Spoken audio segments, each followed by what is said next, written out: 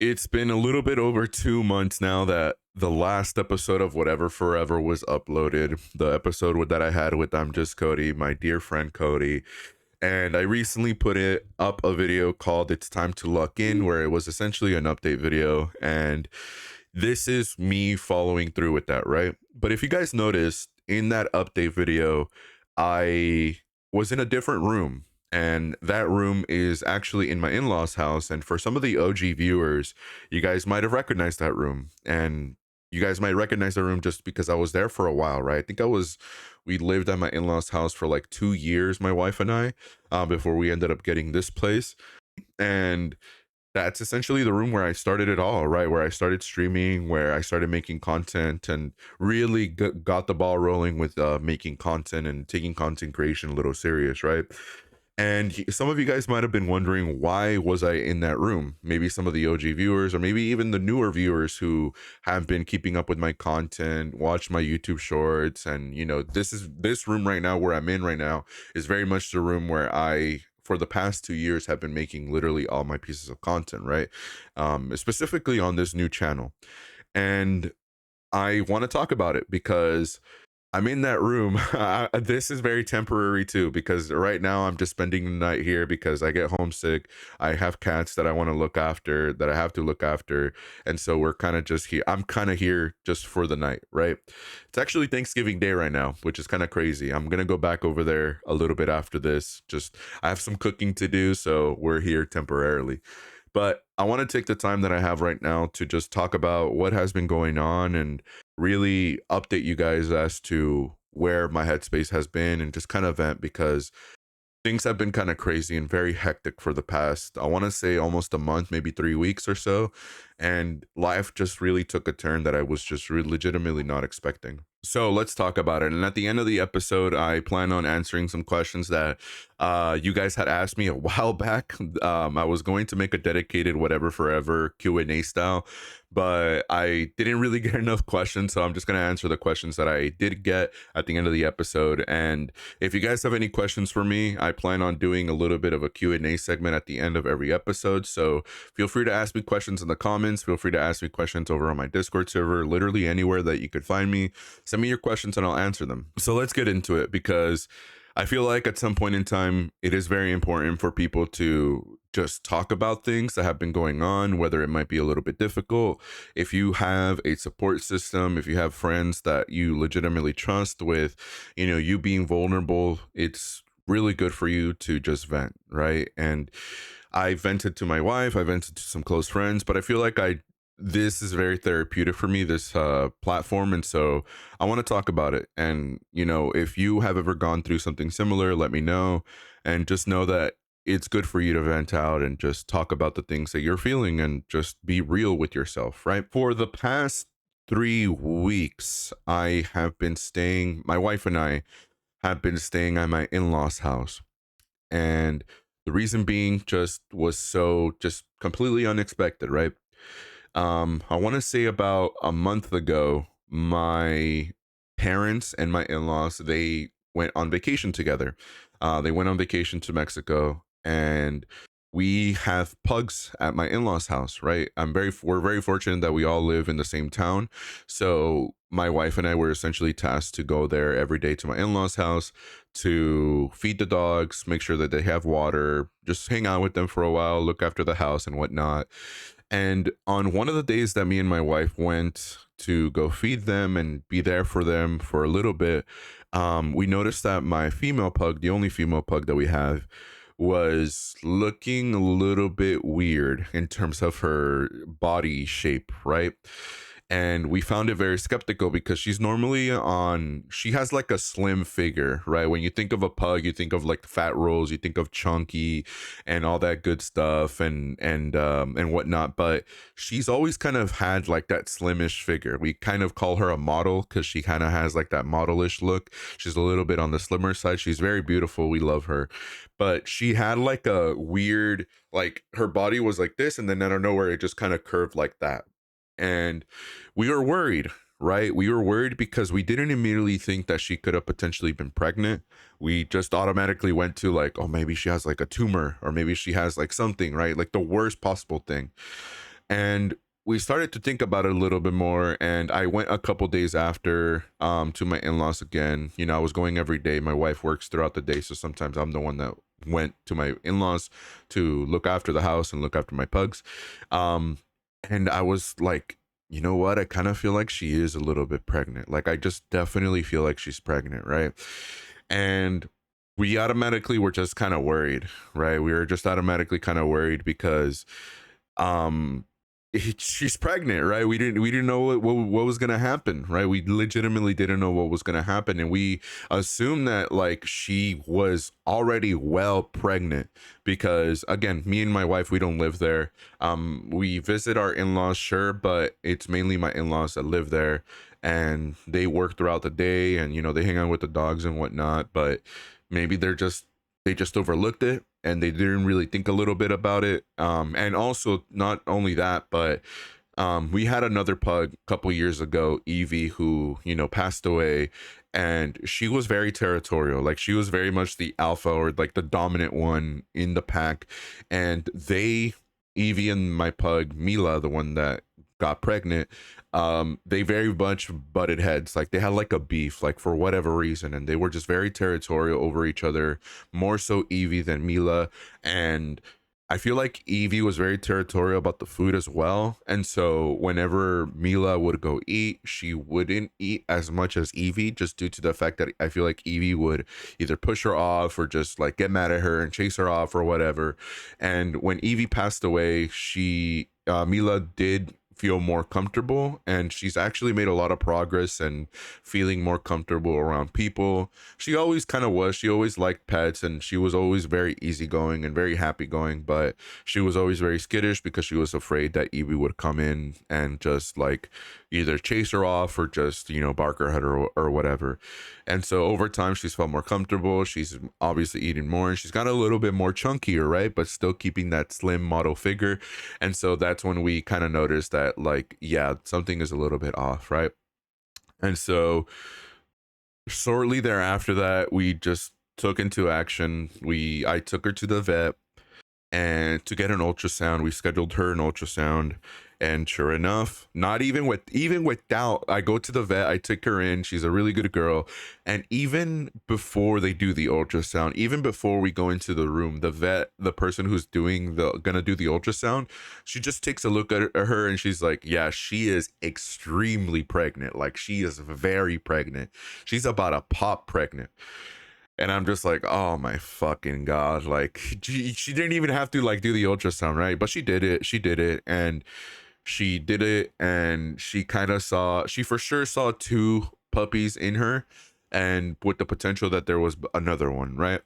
But unfortunately, that day they weren't able to do like an x-ray to specifically see how many there were, to see how her pelvis size is, to make sure that she was going to be able to properly have the babies and whatnot. And so it was just like doctor's appointment after doctor's appointment. I think I did that ultrasound on a Friday or Saturday, and I took her again to another vet because they were going on vacation, the one that I did the ultrasound on.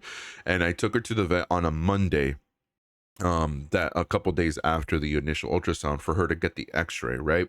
So I take her to get the x-ray done, and yep, she's very much pregnant. She has 3 babies. They tell me her pelvis size, and they said that she has a little bit of wiggle room, but not too much wiggle room.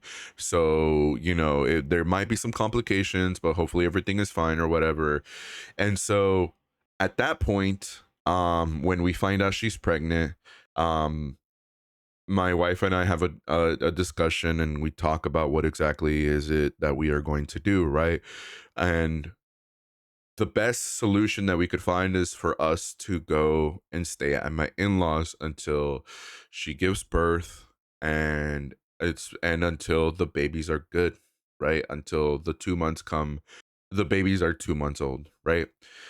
And I was very skeptical about it, just because this, where I'm currently at, is my home, right? And I'm very much a homebody, and she is too.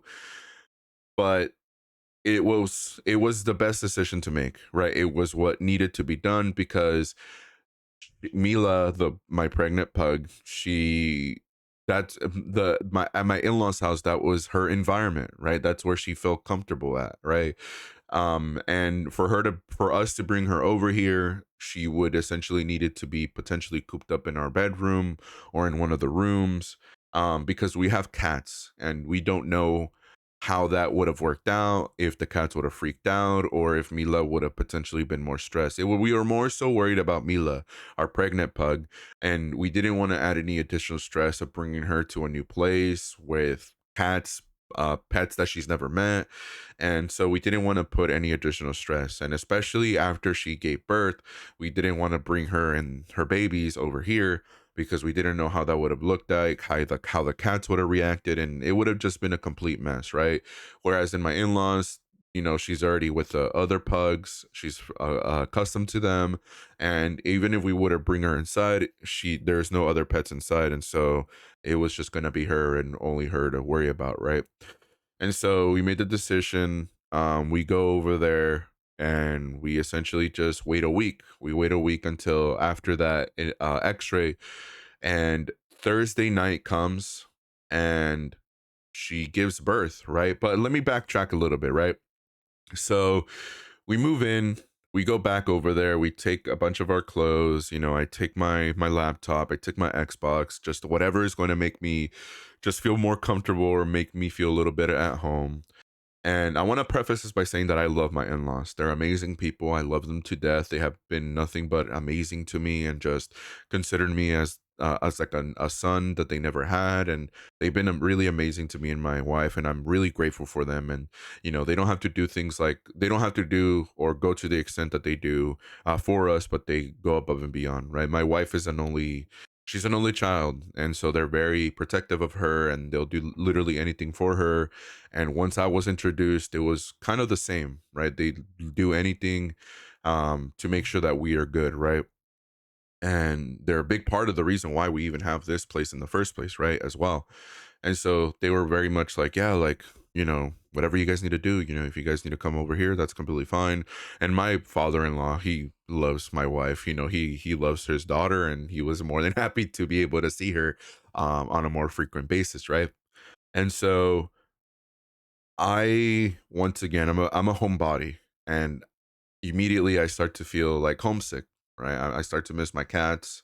Of course, we come back, we come here, I come through to make sure that they're good and to spend some time with them or whatever throughout this entire process, this entire time. But I'm feeling very homesick, even still, right? Being here just feels right. It feels natural, right? And I even though I did live at my in-laws house for about 2 years before we moved over to this place, it just doesn't feel like home anymore, right? It feels very welcoming. It does, because the people there are amazing. My in-laws are amazing. I love them, but it's not my home anymore. And I kind of feel the same way about my parents' house, right? I love them. I love seeing them. I love seeing my sisters. I love seeing my grandma, right? I love the people there, but I wouldn't want to spend the night there. I just wouldn't want to spend the night there. It's not my home anymore, right? It's not where I live. It's not my place anymore, essentially, right? This right now where I'm at with my wife, with my cats, is my home, right?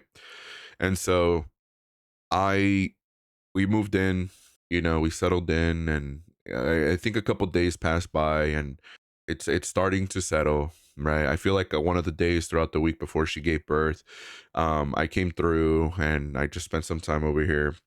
I don't remember if I spent the night or not, but I stayed here, a while. I think I did spend the night just because I was like, it was already creeping in. The homesick feeling was already creeping in. And so, whatever, it is what it is. And on that was on a Monday, I think, that we moved in. Or maybe I moved in on a Tuesday. Everything's already such a blur.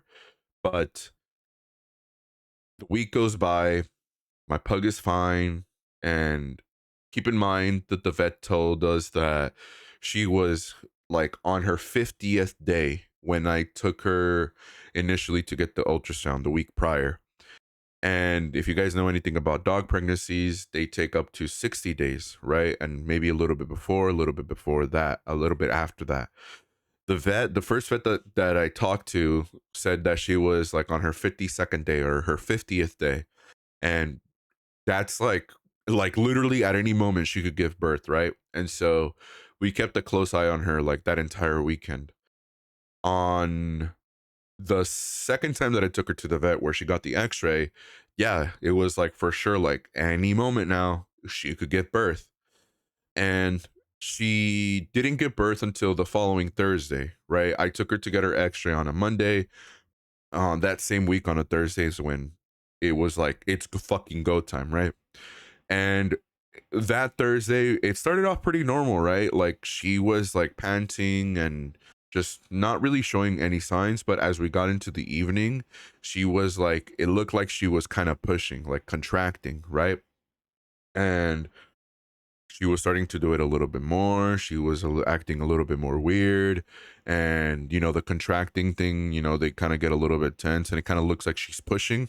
Started to become more apparent. And, you know, my wife and I were just like eyeing her, like we have gloves on and we're eyeing her, making sure that everything's good. And yeah, it was like go time, right? At one point, she just kept on pushing and pushing. And we were like, yeah, it's going to happen, right? And so at 11:30 at night, she gives birth to her first puppy. And we were really worried because we weren't sure how she was going to react, if she was going to be scared, if she was going to know what to do, right? Because when giving birth, female dogs have to do a certain thing, right? They have to, you know, remove the baby from the sack. They have to eat it, the umbilical cord, just a bunch of different things, lick the puppy to make sure that they're warm or whatever to build that bond. And so we are very happy and very lucky that she knew what to do. She is an amazing mother, even still to this day. She knew exactly what to do. She was very vigilant and she just knew exactly what to do. She just instantly went on mother. Her mother instincts instantly kicked in and she knew exactly what needed to be done. And so we were very lucky. We didn't really need to do anything to help her out, right? Besides maybe, you know, make sure that everything is good, her area and whatnot, right? And it was smooth, right? Everything was like perfectly smooth. But again, if you know anything about dogs giving birth or dog pregnancies, and this is something that both of the vets that I went to both told me, is that once she gives birth to the first one, right? Well, for the first of all, she told me after the 60th day is like, you know, you're kind of pushing it, right? After she crosses that 60-day mark and she's still pregnant, there's no signs of her giving birth, then you need to take her in, right? And for us, we like the worst case scenario was for her to go in and potentially have a C-section and get operated, right, to get those babies out. And so we were very relieved the way that she had her first one. But the other thing that the vet told us was that in between puppies, remember she's having three, she has three in her, is that you don't want to wait more than 2 hours for her to give birth, right? There shouldn't be more than 2 hours in between the two babies, right? And so she gives birth to the first one. And also keep in mind, I know I'm forgetting a bunch of different things. The vets that we've been going to are in Mexico, in a town called or a city, Mexicali. I mentioned this before. I live pretty close to the border. I live in California. I don't want to say where I live, but I live very close to Mexicali. So for us, it makes more sense to cross the border and go to vets there because there's amazing vets. There's a ton of vets there. They have amazing things, and before you judge or say anything, it's just as good as the vets here, right? If not better, just due to the service, right? And also it's more affordable, right? Just due to the conversion rate or whatever. And we've been going to a vet for my cats and for my pug, and they've been amazing, right? And we had to go to another vet, two different vets now, besides the one that I've been going to and more accustomed to, just due to the fact that, you know, the second vet that we went to was different just because the other one that I normally go to, they were on vacation, so they weren't there. And then, well, I'll get into the other vet that we went into, right? And why we went there in the first place. So she gives birth to the first one. Everything goes smoothly. And we essentially set a timer. My wife sets a timer on her phone. An hour passes by. There's no real signs of another one coming out. And so we start to get worried. She kind of does do like the pushing thing again, but it's more sporadic. It's not as like consistent as it was with the first one. It's like more infrequent. And so an hour and a half, another 10 minutes go by, and I remember the second vet where she got the x-ray told us the name and the phone number of another vet that is 24 hours just in case of any emergency, right? And so I call and I tell them what's going on, and they say, yeah, like honestly, we just recommend you guys wait a little bit until it's for sure that she's not going to have it, right? And then once you guys realize that the 2 hour mark comes by and there's no real signs of her having another one, then you for sure should come in, right? Because then it gets a little bit dangerous. The puppies, that means the puppies could potentially be losing oxygen, and that's like the worst thing that's not what you want in that situation, right? So we wait a little bit longer. An hour and a half goes by. We start to get a little bit worried. There were some signs of hope because she was starting to push a little bit more, but once we were getting closer to that 2 hour mark, she started to get very tired. Like I feel like that first one really took it out of her, and she was laying down. She was not pushing anymore. She was just kind of like sitting up. No signs of contractions, no signs of her pushing anymore. And again, she was laying down as if she just was extremely tired. And again, that was not a good sign because keep in mind, she still needed 2 more puppies to go. And again, keep in mind the time frame. This is all happening like at midnight at this point, right? Like maybe even beyond that, right? This is getting into the first one came out at 11:30. 2 hours go by. It was like 1 a.m., 1:30 in the morning, and so we really wanted to avoid having to take her to the vet because again, we definitely didn't want her to have surgery, but if it needed to happen, it needed to happen. So we take the puppy, the newborn puppy, we take my pug, Mila, and all get in the car to go to Mexicali. And we're like 30 minutes away. We cross the border, we go to this 24-hour vet, and they take her in, they do all the stuff, and when we get there, she's actually like another like baby sack is like hanging out of her, but there was no signs of her pushing or anything like that. I feel like it was just kind of like a thing where her body just pushed it out, maybe out of stress or anything like that or something like that, but her body just pushed it out. But keep in mind, like it's not about just pushing out the baby and the sack that it's in. It's about there's other things that come out, the umbilical cord and just a bunch of other stuff that needs to come out. And so if all that stuff doesn't come out, it could also be dangerous to her and can also be dangerous to the baby, right? And so when we get there, she has another one hanging out, like just out of her. It's not off her or anything like that. It's just like attached to her still. And so they take her in, they see what's up, and they determine that she's just extremely fatigued, that she's just extremely tired, and she's lacking oxygen. And that means that the babies are lacking oxygen, right? And so we get a bill, and we have to pay it. It's quite a bit of money, but of course, at this point, the money is not what matters. It's about making sure that my pug is good and the babies are good. And we pay the bill. We leave her overnight, and they there wasn't any like surgeons there because keep in mind again, it's like almost 2 in the morning, and so we have to leave her there overnight until a couple of hours pass by for the surgeons to come in and are able to essentially do a C-section on her. And again, that's like the last thing we wanted. We already had a bad experience with one of our dogs getting surgery and whatnot, and we were just scared. We were very nervous. My wife was extremely anxious, and we go to cross the border. Keep in mind, we have the newborn baby with us. We bought some formula from that vet. We have to go to a 24-hour pharmacy in Mexicali to find like a syringe to feed the baby.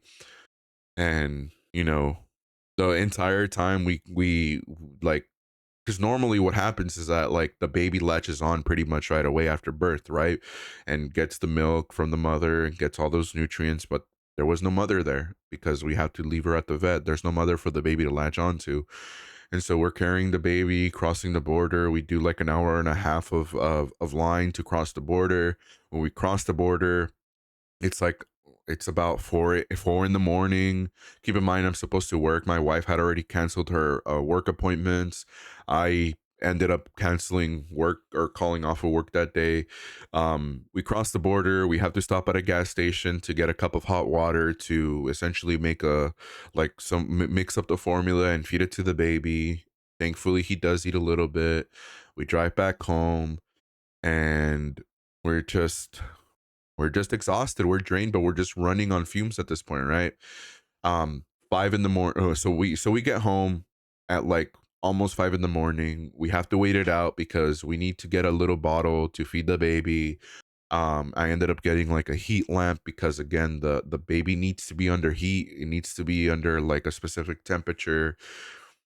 And we stay up, um and I end up calling off of work at this point. Nothing opened up. Walmart didn't open up until 6 in the morning, but right away as it opened up, I went over there. I got the heat lamp. I got the little baby bottle to feed the baby, and we feed it. Everything looks okay. And at around 7:30 in the morning, they call me to let me know that my pug was fine. Thank God. Thankfully. And unfortunately, one of the puppies didn't make it, but one of the two that she still had did end up making it. And so, it's bound to happen, like that sort of thing where in the litter, one of them doesn't make it, or maybe two don't make it. And I feel like at that point, we were just relieved that she was okay, that there was still another baby that was okay, that the one that we had was a boy, was still okay. Everything was good with him. And so we wait a couple hours. I sleep like 2 hours. My wife does too, or we take turns like just waking up. It's like so sporadic, the amount of sleep that we got. And I wait until like 9 in the morning. I get everything ready and I drive back to Mexicali, cross the border, go to the vet to pick up my pug and her newborn baby. And the newborn baby, the one that was able to survive, was a girl, and she was a little bit smaller than compared to the chunk, we call him a chunk, that was the boy that she had very smoothly. And my pug looked fine. We got her medicine, and the vet gave us instructions on how to clean her and stuff like that, and everything seemed fine, right? All the stress and everything just was fucking insane, going into that Friday night. That the rest of the Friday night again was very restless, just making sure that the babies are good, that my pug is good. And again, we're very fortunate that my pug, um the mother instincts kicked in right away and she knew what to do. She was a very good mother. She would lay down for them to eat. She would lick them and just be a very attentive of them. We were very lucky that she wasn't territorial. Some dogs, either they just don't like when you approach their babies or anything like that, or maybe you do and you grab them to like handle them or to place them somewhere or whatever, and they just don't like them anymore. There's a lot of factors, a lot of things that could happen in that situation, but we were very lucky that she was very trusting of us. She was very trusting of us, and I feel like she, maybe I'm just speaking out of time, like just saying things, but I feel like she really appreciated everything that we were doing for her, because there's just moments where Mila, my pug, the one that gave birth, she would just look at us and she would come up to us and like want to like lick us and just be very happy. And she's a very good girl. She's a very good indoor dog. Oh fuck! I why do I get emotional in these? But just, I guess I get emotional just because thinking of everything that she had to go through, right? And just the sheer amount of stress that me and my wife are under. So that Friday goes kind of normal, right? The babies are feeding. We can kind of tell that the other one, the girl puppy, the newborn, she's very much smaller. She's on the smaller side, and She doesn't move as frantically. She was very chill. She's very sleepy. And we just thought that that's how she was gonna be, right? Compared to the boys. And that's usually how it is. You know, they say that that boy puppies are a little bit more dramatic or a little bit more needy compared to girls, right? And so we kind of equated it to that. Um as the day progresses, everything seems fine going into the night. Again, my wife and I kind of take turns. We don't really sleep that much. But we do end up falling asleep at some point, and around like 4-ish in the morning, going into Saturday, 4-ish in the morning, we start to notice I wake up, my wife and I kind of wake up because we hear my dog Mila licking a lot. Like, you ever wake up and you with your dog right next to you and he's like they're licking their paws or whatever, and it just wakes you up because they don't stop, don't stop, don't stop. And we kind of thought that that's what was going on, but we noticed that she was consistently, like very very consistently, licking the girl, the puppy, a lot. And I check on them. My wife checks up on them, and she's moving and she's breathing and everything, right? So maybe she just wants to keep them warm, but it was obviously very worrying that she was just more so specifically licking the girl dog, right?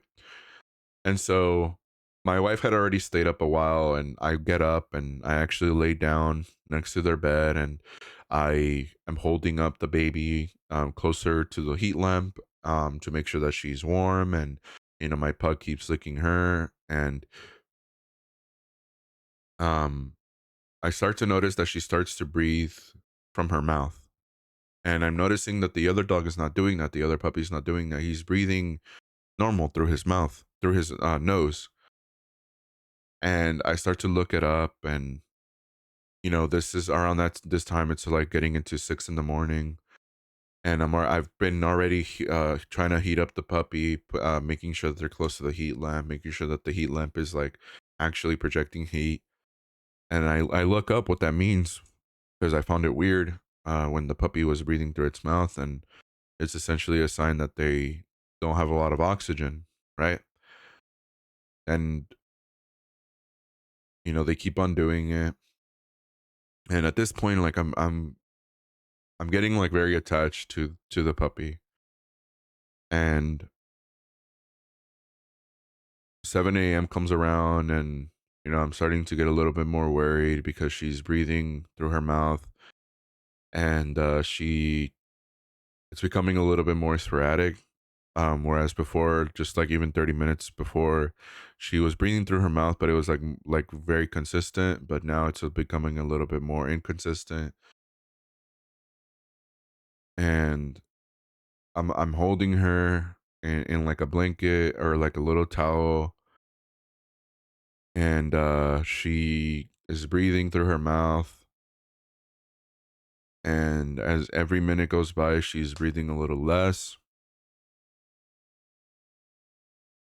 And at some point, like around 7:30,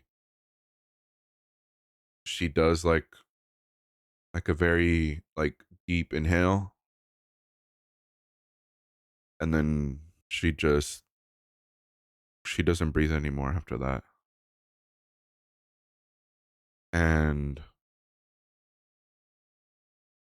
I saw a couple videos prior that you can essentially like breathe in and breathe air into them. And I tried to do that once or twice, and nothing was helping. She had passed at that point. And during those 2 hours that I was there with making an effort to like make sure that she was okay, I grew very attached to her, I guess. Like, I was just trying everything that I could to make sure that she was okay. And once she passed, it just completely broke me. Like, it just absolutely did. Like, again, all the prior stress from the night before, from Thursday night, Just everything that I was feeling leading up to my pug giving birth just all came out, and it just broke me.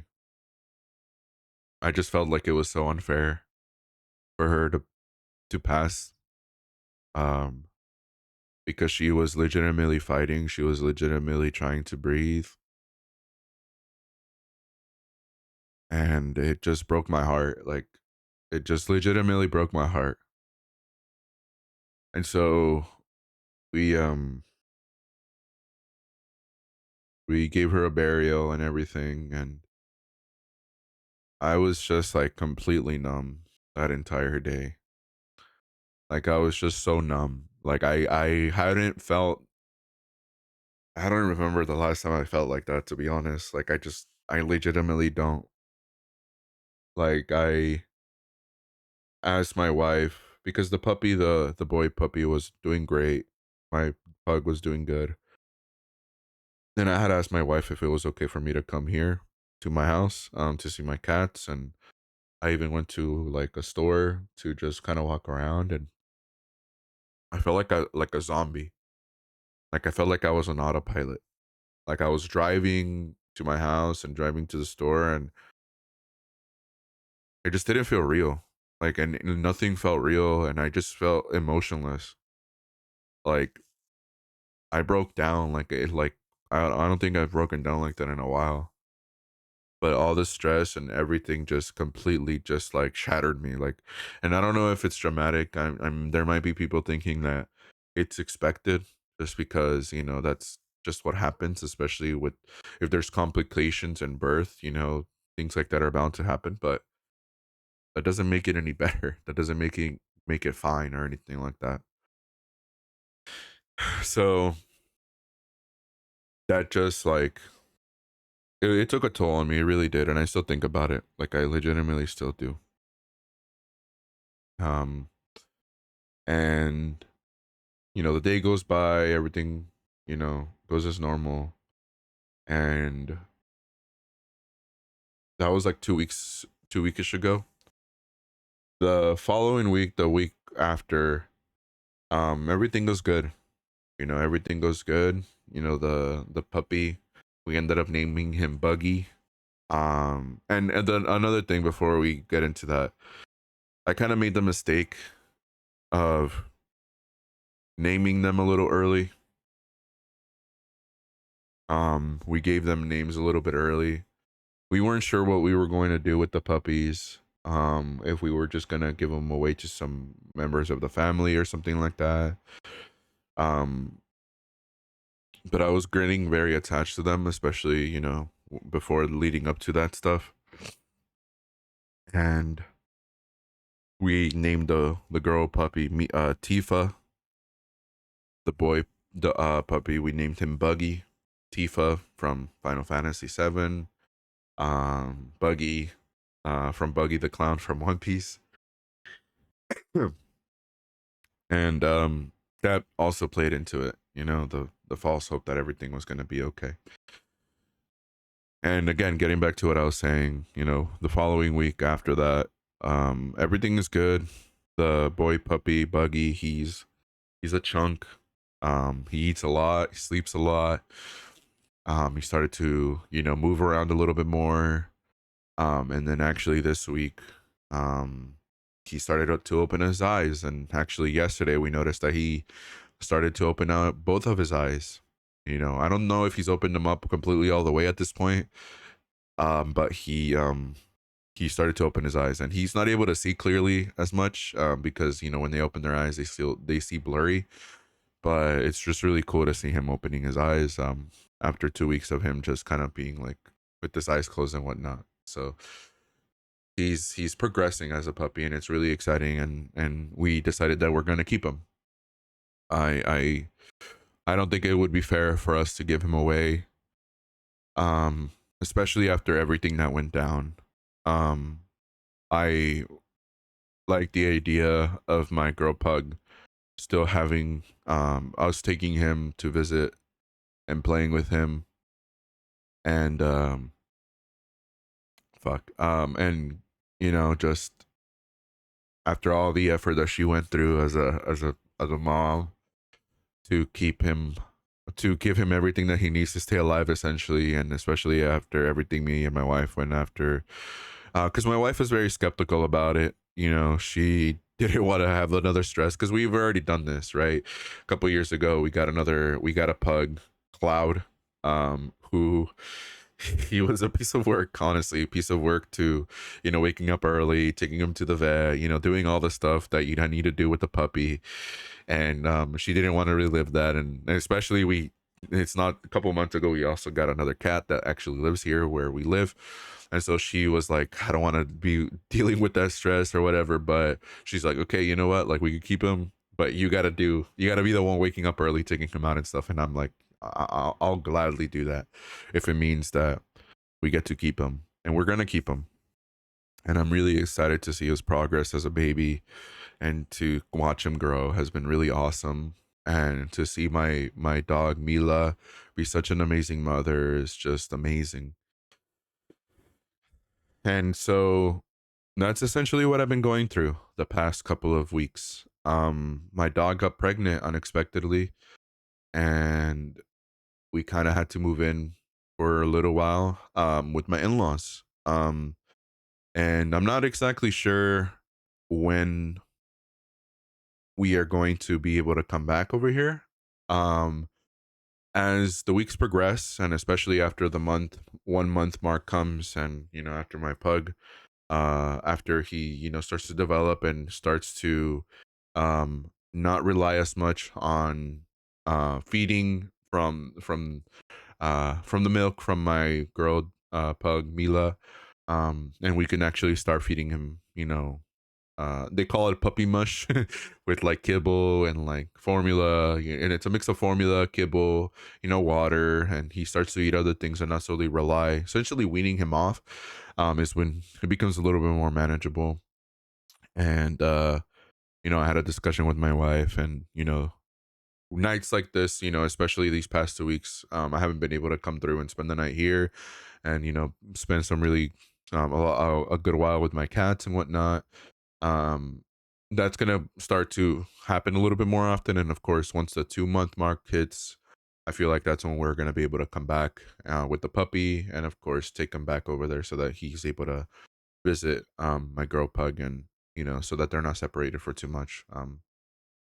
So, but that's not going to happen until like January. But again, as he starts to grow, I'll be able to come here and do streams and whatnot, and hang out, and you know whatever I need to do to make things easier.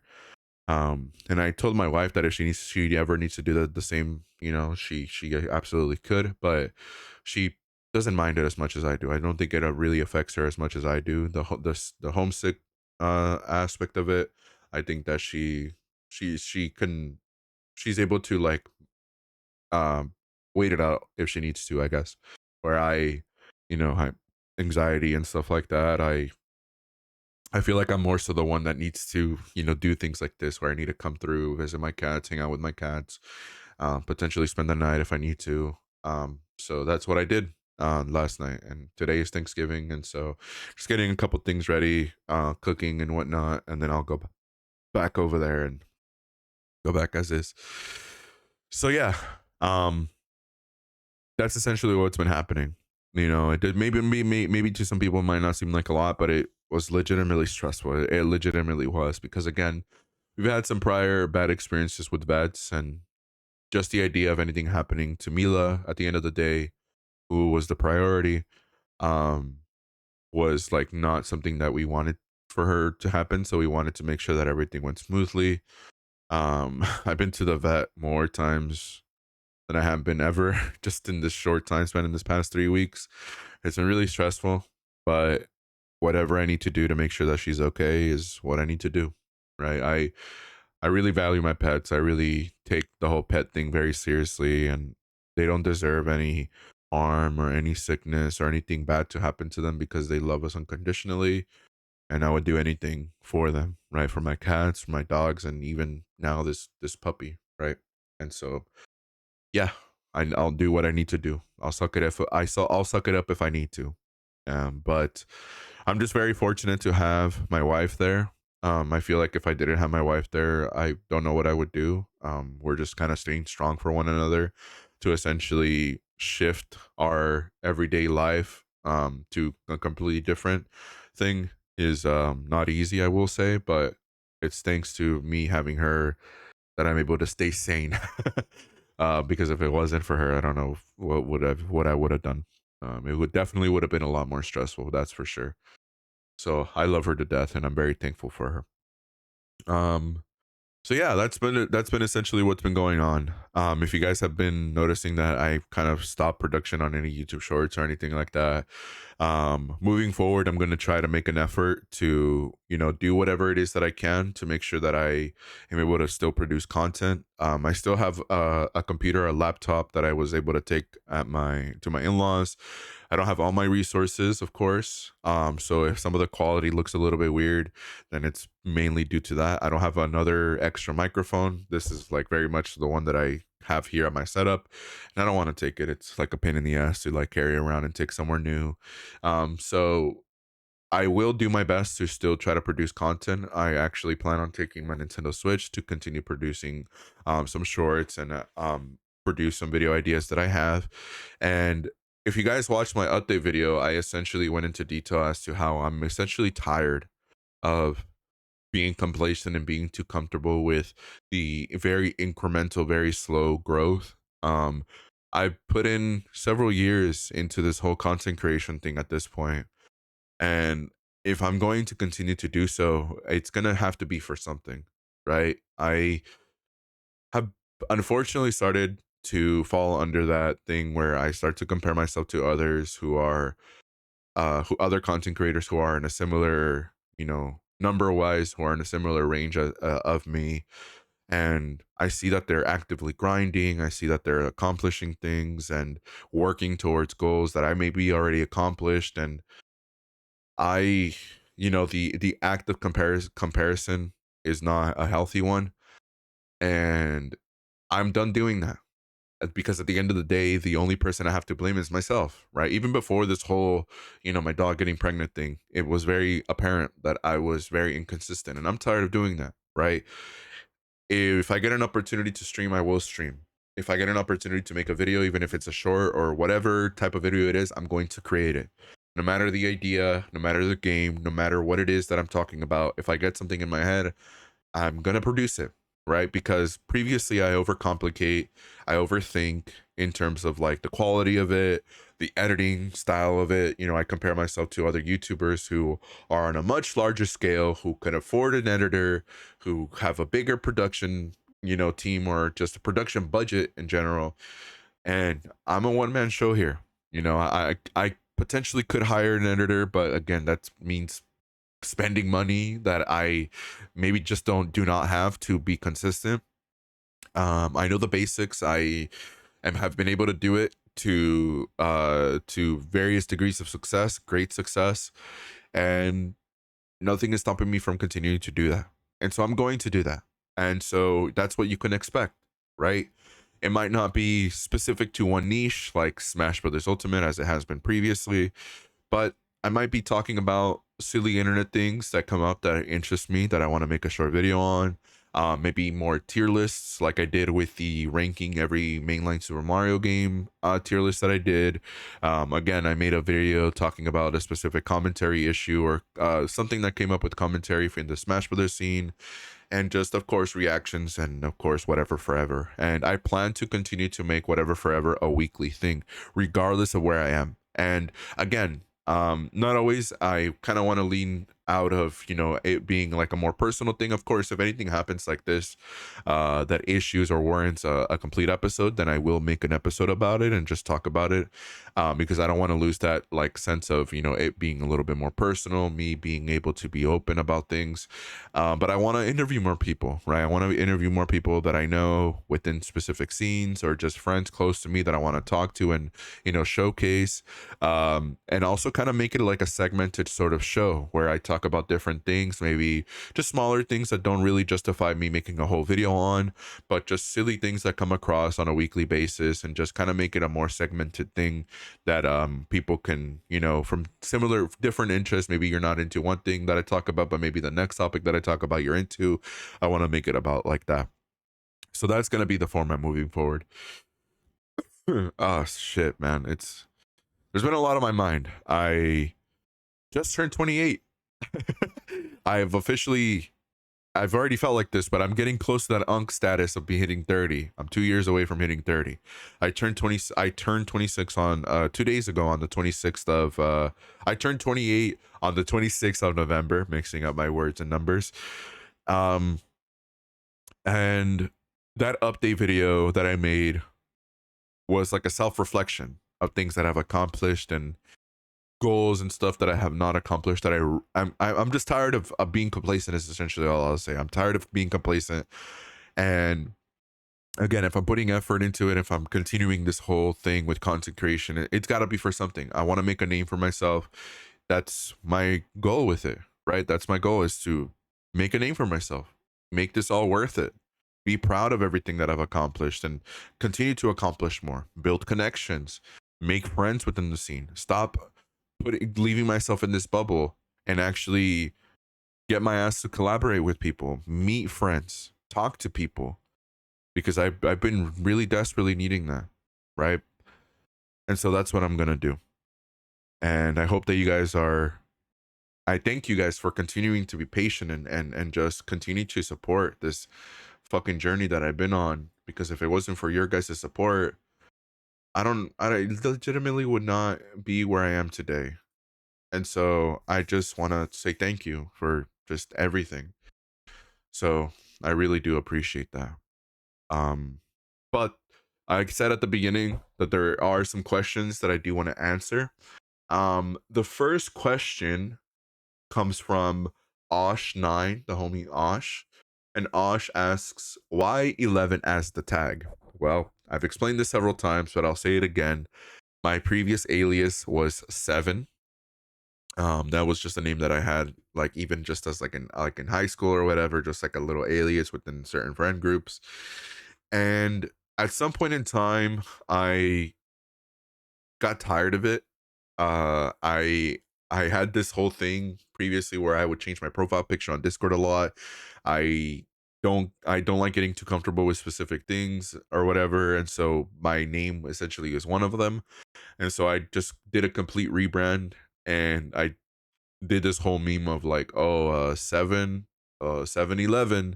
So I changed it to 11, and I don't see myself changing that ever for a very long time, unless something happens.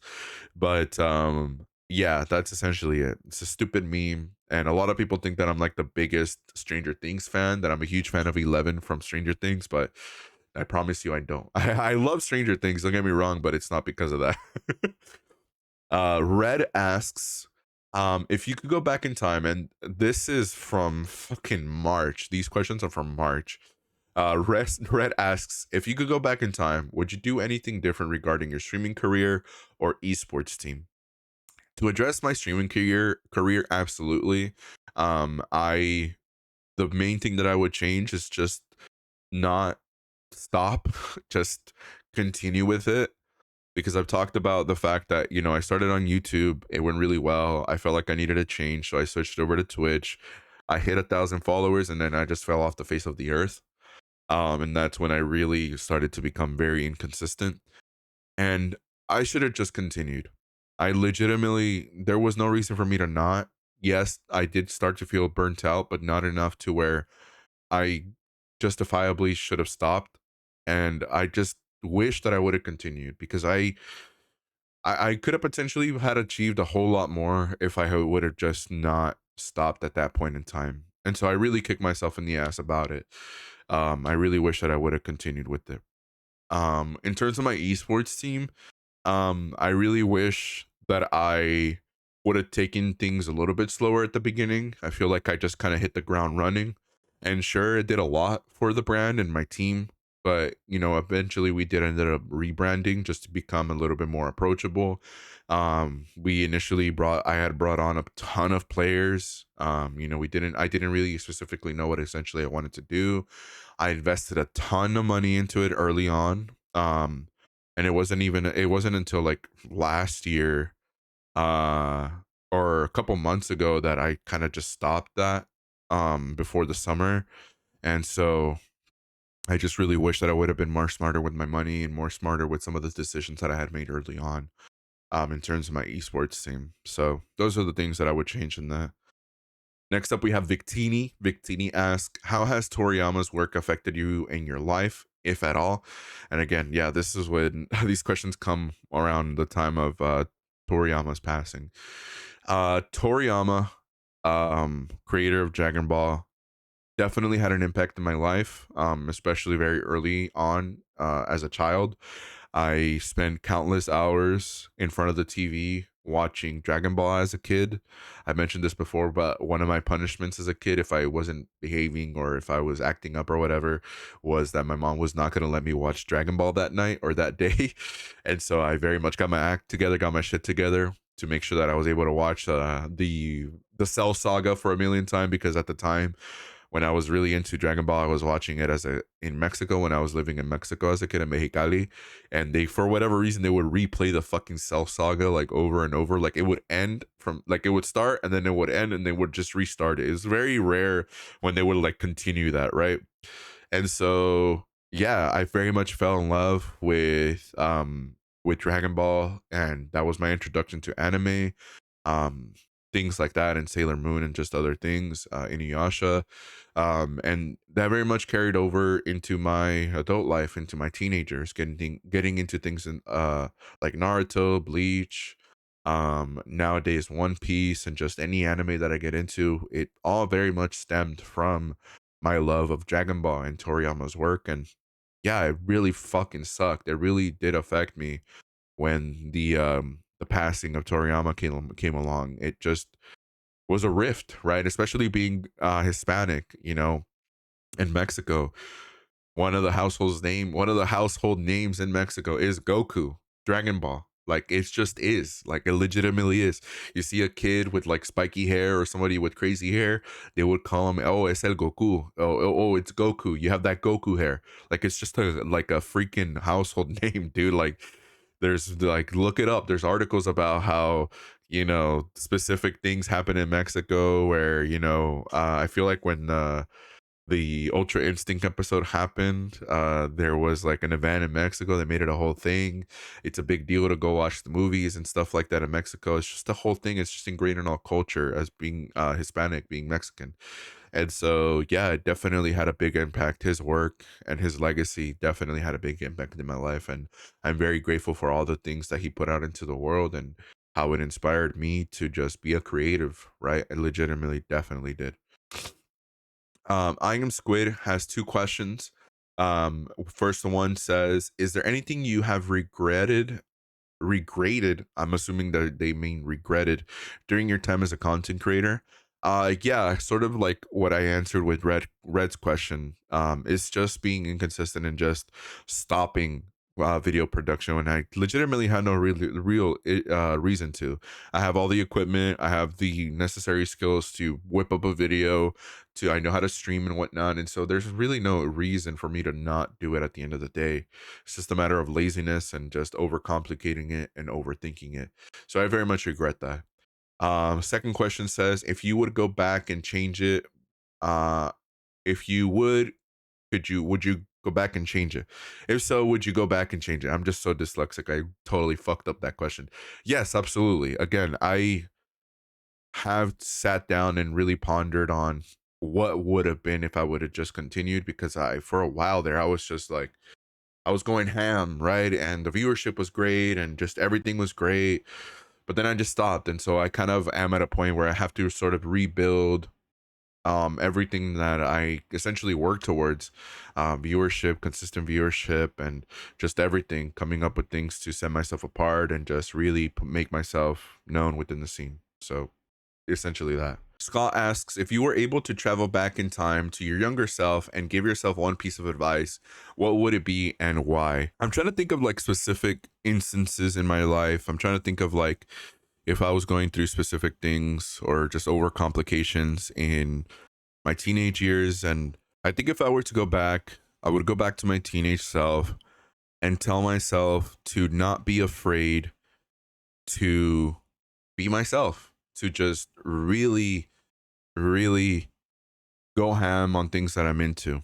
And I say that because I feel like it hasn't been up until like a couple years ago that I really started being comfortable or really expressing myself, being comfortable expressing myself and who I really am as a person.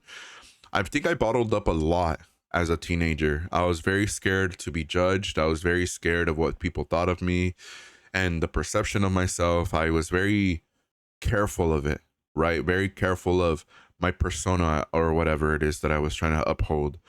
And at the end of the day, it didn't net me any good, right? I didn't end up staying friends with a bunch of the people that I stayed friends with. Um, so I really would give myself the advice of just stay true to myself and be real with myself, because I feel like I very much wasn't real with myself as a teenager. I again was trying to be someone who I wasn't. I was trying to do things just to appease. I was very much a people pleaser back in the day. And so I really wish that I wasn't, because it didn't net me any good. Nothing good came out of that. And if anything, it ended up resulting in me just not achieving things that I really wanted to achieve. I was too afraid of it. And so I really wish I could go back and just tell myself that everything ends up being okay if I just continue to be myself. Yeah. And I feel like a lot of things would have been different, but it's not about, changing things nowadays. For me, it's just about making things better for myself and making sure that whatever I do is for the better, and for the better, not just for myself, but for the people around me. Slide Center says, would you be interested in doing more features and podcast episodes other than Ultra members, or even a live episode where you can talk back and forth with the chat? Absolutely. I don't always just want to make it about, people in my esports team. Again, I'm going to try to grow out of that, get out of that comfort zone, and make sure that I, showcase people that I'm legitimately interested in, not just people within Ultra. And I do want to do live episodes of the podcast. I feel like the reason why I haven't done it yet is because I feel as if I need to get into the rhythm of having it be a segmented thing and not just have a go live and solely rely on chat to make an episode. And so once I come up with the formula of having it be like a segmented thing where I get topics or get specific videos that I want to watch on an episode and react to, and just things like that, then is when I'll feel a little bit more comfortable with doing it in a live format. Because I definitely do like that. I do like the aspect of, having the chat there to react to things with me, and just having a fun time and including people, because at the end of the day, that's what I thrive off of, is just doing things in a live setting. And so once I get into that rhythm of things, once I do a couple episodes or maybe just one, and I start to understand what it means to have it be a segmented thing, then is when I'll do it in a live format. Last question, another question from Squid says, overall, how has the Smash Brothers community treated you, and how has it had an impact on you? I think for myself, the Smash Brothers community has definitely been very nice to me. I very much try to make an effort to surround myself with people that I know are not essentially involving themselves with drama. And, if it is that case, kind of distancing myself from that aspect of it. It is very unfortunate that yeah, the majority of people, especially people from the outside looking in, see the Smash Brothers community as this drama filled place, and it definitely can be that. And it is unfortunate that it is that at times, but, and I've, shared my opinion on that, previously as well. But in terms of like the people that have come through to my streams and reacted to my videos, and even within the whole esports thing, it's been pretty nice. I very much have butted heads with people along the way, but I haven't, nothing bad has happened to the point where I'm just like, yeah, I'm completely done with it, right? And more often than not, it's just me reacting to things that happen outside of my own little bubble and my own personal experiences. And so Nothing within, my own personal experiences has caused me to like really um want to just step outside it.